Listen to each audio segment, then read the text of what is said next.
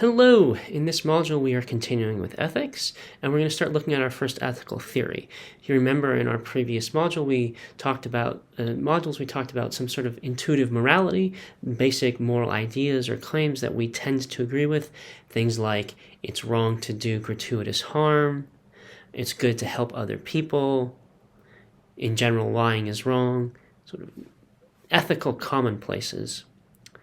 And utilitarianism is the first ethical theory we're going to look at, which attempts to sort of unify and make coherent these intuitive moral ideas we have and tell us how to answer difficult moral questions and tell us what is sort of most ethically important, what's of most value. So the utilitarian that we're going to read is John Stuart Mill. He was English. He lived 1806 to 1873. His parents and parents' friends were utilitarians, and they raised Mill to be a kind of utilitarian prophet. And so he had a very intense childhood to the extent that he actually had a nervous breakdown and a severe depression when he was 20. He recovered from that by actually, in a way, becoming utilitarian, sort of being focused, as we'll see, on the happiness of others. He was the first suffragist in the United Kingdom's Parliament, the Parliament of England and Scotland and Wales and Ireland. And suffragist meaning that he supported the right of women to vote. He was in favor of labor unions, representative voting, and he put forward something called the harm principle, which is something that we all now find, not all of us, but many of us find very intuitive, but was not intuitive at the time, which says, the only purpose for which power can be rightfully exercised over any member of a civilized community against his will is to prevent harm to others. So if I'm going to interfere in your life, or if the government is going to interfere in your life, the harm principle says the only justification for that is to stop others from being injured. The government cannot interfere in your life in order to tell you how you should be living and what is good for you. It can only interfere to stop you from harming others. It can't even interfere to help others, necessarily. So, Mill was very much a reformer, and his utilitarianism, as we'll see, was part of his sort of being a reformer. So let's get into utilitarianism.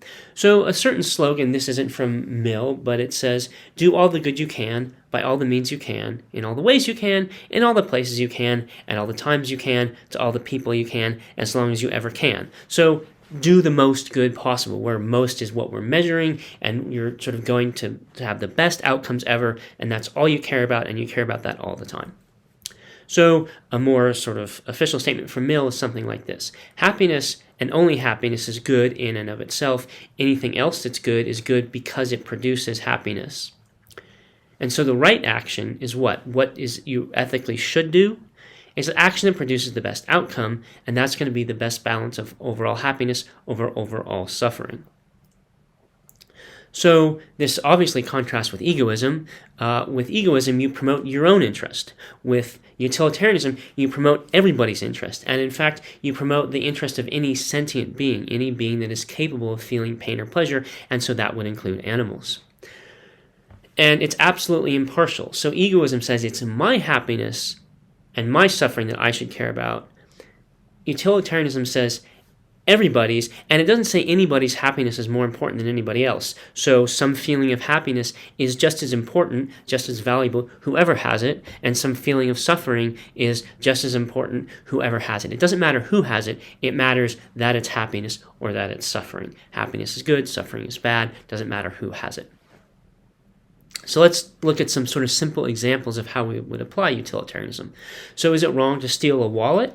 Well, we would in general say yes, and the utilitarian says, I will tell you why. It's because the happiness of when the wallet is stolen, the victim is unhappy, the thief is probably happy, the victim is much more unhappy than the thief is happy. If it turned out that actually stealing the wallet made the thief happier and didn't make the victim so unhappy and didn't affect anybody else in any way, then actually maybe it would be right to steal a wallet. Suppose you're at dinner with some friends or family or whatever, and there's a little bit of food left. Who should eat the last bit of it? Well, there are lots of different ways you might try to answer that question. You be polite and you offer it to somebody else, or you're trying to be polite and show that you like it, you eat it yourself. The utilitarian says, whoever will enjoy it the most. should I lie about my restaurant preference? I'm deciding to go out to a restaurant with some friends. We're trying to decide where to go, and they all want to go. There's one place that they want to go to, and I don't really want to go to, but should I say I don't want to go or not? Well, the utilitarian says if you're you should lie, because they're all going to be happy, and you're going to be somewhat unhappy, but not that unhappy, and your unhappiness at going to this one restaurant is outweighed by the happiness of all of them, and so you should, but that would all be ruined if you told them you didn't want to go, so you should lie, because that would promote happiness. If it would, maybe it wouldn't, but if it would promote happiness to lie, overall happiness about your restaurant preference, then you should. So let's consider now sort of a controversial subject, and we can see how the utilitarian thinks about it and how a non-utilitarian might think about it, and that's the death penalty. So how would the utilitarian think about it? Well, they'd say, what are the costs of the death penalty? One is that it harms those killed, and the utilitarian says, even if they're guilty, right, it's still a harm. It's a harm to be killed, and so that's bad. That's a cost. It harms and it prevents their future happiness, right? Once you die, no future happiness. And it harms the loved ones, causes them lots of suffering, and it scares others. And those are all costs. Those are all ways in which the death penalty causes suffering or prevents future happiness. And note that we're not thinking here about, is the person guilty or not? We're not thinking about who is scared or not. We're just saying, look, here's some people, and they will suffer or not be as happy as they otherwise would have as a result of this action.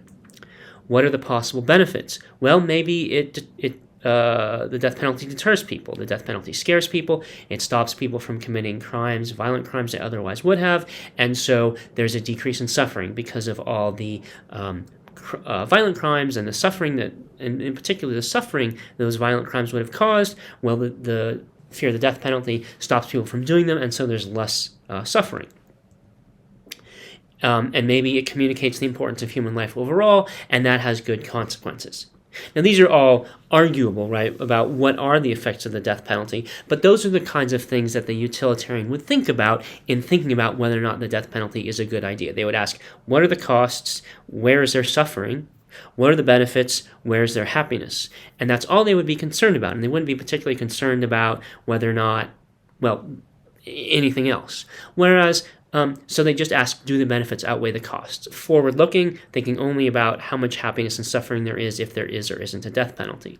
Whereas, a non-utilitarian might think about this differently, and they might think about it, use terms like justice or fairness. So they might say, murderers deserve death, and that's an idea about justice or fairness. Justice is about what you deserve, what's fair, and this person might say, what's fair? Fair treatment for a murderer? Well, the murderer is willing to treat others in this really bad way, and so it's fair to treat them in that way as well. Or the murderer is willing to harm others, and so it's fair to harm the murderer. Or a very different view would say, oh, well, the carceral state that incarcerates and punishes people, it's unjust and oppressive, and so we should get rid of all of its penalties. So two very different views, but talking in the same language, talking about justice and oppression and fairness, which didn't come up when we were talking in utilitarian terms.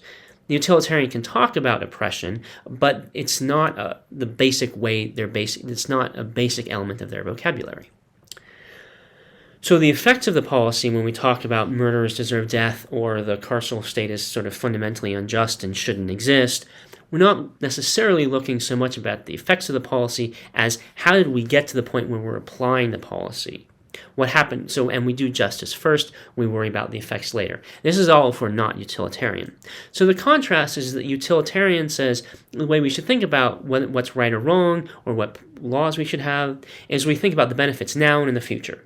We think about happiness and pleasure in particular, whoever has it, and we think about the costs now and in the future. We think about the suffering and the pain that are involved with the policy or action we're thinking about, whoever has it.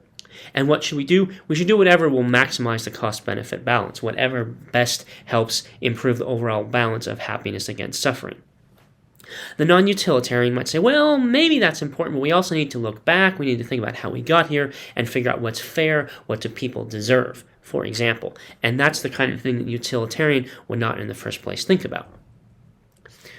So let's think more about what the utilitarian is saying and how we should understand their claim. So when we're thinking about ethics, we want to distinguish a couple of different questions, and before we think about ethics, it'll be helpful to think about, in a way, a simpler case. So let's think about love. There are a couple of different questions you might ask about love. You might ask, what is love? You might ask of another person, do they love me? And then we might ask, well, how can I tell whether or not they love me? And those are three different questions. The first is about a general, abstract, or this sort of feeling that lots of different people can have. We want to know, what is it, whether or not any particular person has it for somebody else or not. And it's something like caring very much and holding very dear. At least that's one kind of love.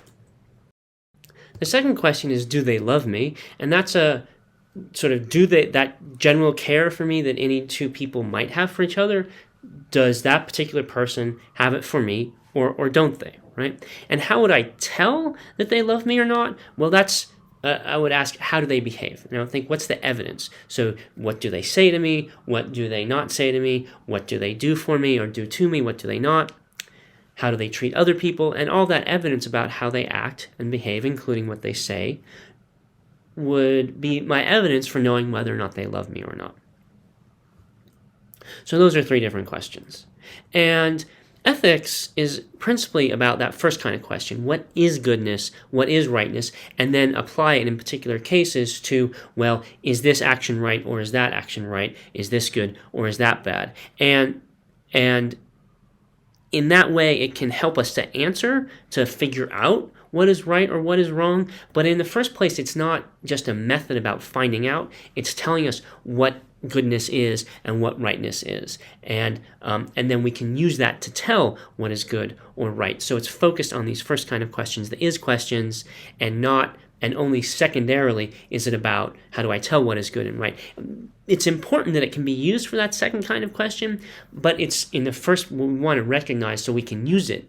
We can use utilitarianism, for example, if we believe it, to help figure out what we should do, but it's not, in the first place, it's trying to answer that question, what is goodness, what is rightness? And then we can use that answer to then maybe figure out, what should I do in a particular situation?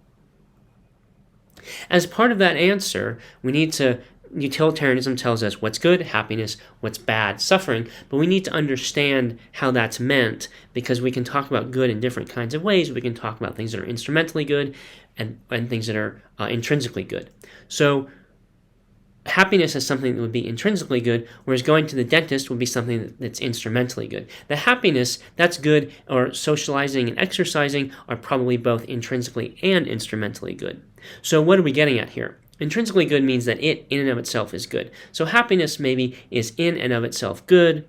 When we're socializing, when we're exercising, there's happiness that's involved in that, and that happiness is in and of itself good. On the other hand, going to the dentist is, for most people, not in and of itself pleasant or happy, but it produces happiness over the long run. It's worth it because we trade a little bit of unpleasantness now to avoid a lot of unpleasantness later. And so there, the dentist is instrumentally good because over time, it improves our happiness-suffering balance. But in and of itself, it's actually unpleasant. So what's instrumentally good, it's good because of its relation to something else good. Intrinsically good, in and of itself good. Instrumentally good, good because of its relation to something else that's good. And so happiness could be good in both ways. Happiness could be intrinsically good because it feels good. It just is good, but then also often when we're happy, we maybe are inclined to produce more happiness and to act in ways that are of benefit to ourselves and others, and then happiness also then helps to sort of produce itself, and that would make it good. The happiness I have now is good, not just for itself, but because it produces future happiness. So for Mill, what is intrinsically good and bad is, and for utilitarians, only happiness and pleasure are intrinsically good and nothing else. So knowledge or beauty or faith or anything else is not intrinsically good. Justice, maybe we can understand what justice is in terms of happiness and pleasure, or fairness, but the only things that are intrinsically good in and of themselves for the utilitarian are happiness and pleasure. And the only things that are intrinsically bad, that are bad in and of themselves, are suffering and pain. So the intrinsic goodness of happiness, it's good in and of itself. Suffering is bad in and of itself. Now, sometimes we do things that make us happy now, we say it's bad to do those things because of the future consequences, because it's going to cause greater suffering down the line, maybe even for ourselves. So smoking, right, might cause happiness now, but greater suffering down the line for the person who's smoking. We wouldn't say that the happiness, the happiness that the smoking generates, in and of itself, it's good, it's happiness, but it's not worth it because it's going to cause all that suffering later. And unfortunately, there's a tendency to get attached to that happiness, to get addicted to that happiness, and then that addiction, there's all sorts of unpleasantness that's involved in that addiction. And so maybe that happiness is in some ways bad because it produces the addiction, but it's really it's the addiction that's the problem. The happiness that smoking produces, when it does, in and of itself, that's a good thing. It's better that it produces happiness than if we compared the world where if you're going to smoke, at least it's better that you be happy, that the smoke can bring you happiness, than that it not, given that smoking is happening. Again, some suffering may be good, some short-term suffering may be good because it causes greater happiness down the line. So going to the dentist would be an example of that. So happiness and suffering are the ultimate criteria, but it's all happiness and all suffering. And for the utilitarian, it's all happiness and all suffering of all people over all time, not just my happiness and my suffering now, and not just other people's happiness and suffering now, or not just my future and present happiness and suffering, but everybody's suffering and happiness now and in the future. That's what matters. So one way to see how this can play out is that the utilitarians were very early proponents of gay rights. So at the time, in the 1800s, many, maybe almost all people thought that same-sex love and same-sex sexual activity were impure or unnatural and were therefore wrong.